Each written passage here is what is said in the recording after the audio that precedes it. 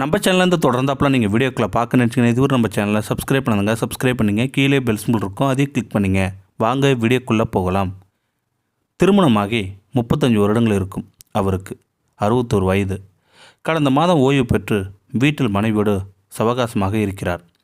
வேலை நாட்களில் காலை மற்றும் இரவு தான் மனைவியை பார்ப்பதே. ஒரு சில வார்த்தைகள் பேசுவதோடு சரி. ஞாயிற்றில் கூட இங்கே அங்கே என சென்று விடுவது. கடுமையாக உழைத்து குடும்பத்தை பார்த்தார். இப்போதுதான் ஆறாமற பொறுமையாக உட்கார்ந்து மனைவியுடன் பேச முடிகிறது. வீட்டில் எது எங்கே இருக்கு என அறிய முடிகிறது. வீட்டில் வராண்டாவில் உட்கார்ந்திருந்தவர் மனைவியை கூப்பிட்டார். மனைவி இவரை விட 8 வயது இளமையானவள். அதனால் 52 வயதிலும் சுறுசுறுப்பாக இருந்தாள். வந்து பக்கத்தில் நின்றவள், கூப்பிட்டீங்களா என கேட்டாள்.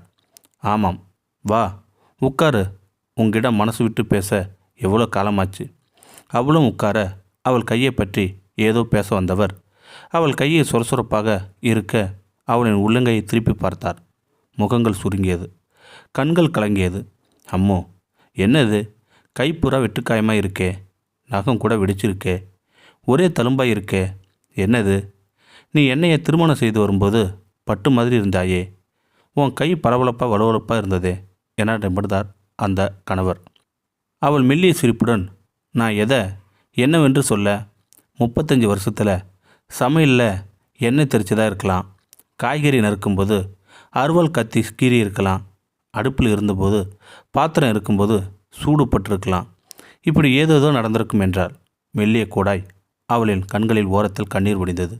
என்னம்மா சொல்கிற, அது என்ன கையில் மேலே அவ்வளோ பெரிய தீக்காய மாதிரி இருக்குது என்று அதிர்ந்தார். நீங்கள் என்னைய வண்டியில் உள்ள கவரை எடுத்துவான்னு 4 வருஷத்துக்கு முன்னாடி ஒரு நாள் சொன்னீங்க.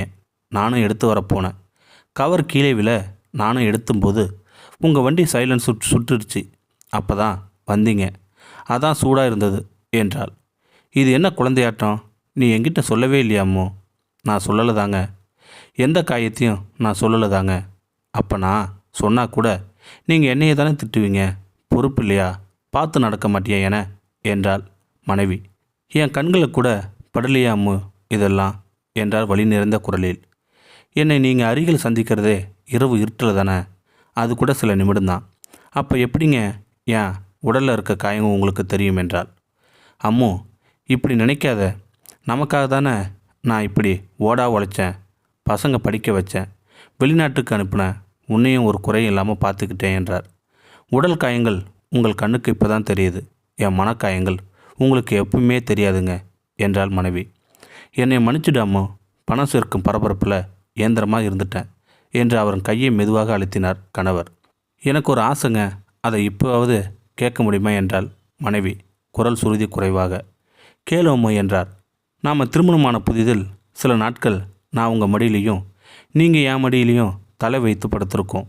அப்புறம் 35 வருஷமாக தலையணி தான் நாம் தலை வைத்து படுத்திருக்கோம். இப்போ உங்கள் மடியில் கொஞ்சம் தலை வைத்து படுத்துக்கா என அம்மா கேட்க அவருக்கும் அம்மாவுக்கும் கண்கள் கலங்கி விட்டது. அவளை அணைத்து தன் மடியில் படுக்க வைத்தவர் குழந்தை போல அவளை பார்த்தார். மனசு நிறைய பாசம் அன்பு இருந்தாலும் அதை ஆண்களுக்கு வெளிப்படுத்த தெரிவதில்லை, அதற்கான நேரமும் வரும் வரை. இதே போலதான் பெரும்பாலும் எல்லாம் பெண்கள் வாழ்வும். திருமணமாகும்போது இருந்த மென்மையை அவர்களின் கையும் மட்டுமல்ல, உடலும் மனமும் கூட இழந்து மறுத்து போயிருக்கும். எத்தனை கணவன்மார்கள் மனைவிக்கான நேரம் ஒதுக்கி அவளின் மனக்குறைகளை கேட்கிறார்கள், மனம் விட்டு பேசுகிறார்கள். ஆண்களே, உங்கள் மனைவியின் கையை பிடித்து பாருங்கள், எத்தனை கீறல்கள் காயங்கள் இருக்கும் என, இவை ஏன் வந்தது என கேளுங்கள், அவர்களின் மனக்காயம் வெளிவரும். இந்த வீடியோ உங்களுக்கு பிடிச்சிருந்தா கமெண்ட் பாக்ஸில் கமெண்ட் பண்ணுங்கள், கூட உங்கள் ஃப்ரெண்ட்ஸுக்கு ஷேர் பண்ணுங்கள். இதுவரை நம்ம சேனலை சப்ஸ்கிரைப் பண்ணுங்க, சப்ஸ்கிரைப் பண்ணிங்க, கீழே பெல் சிம்பல் இருக்கும், அதையும் கிளிக் பண்ணிங்க. தேங்க்யூ ஃபார் வாட்சிங்.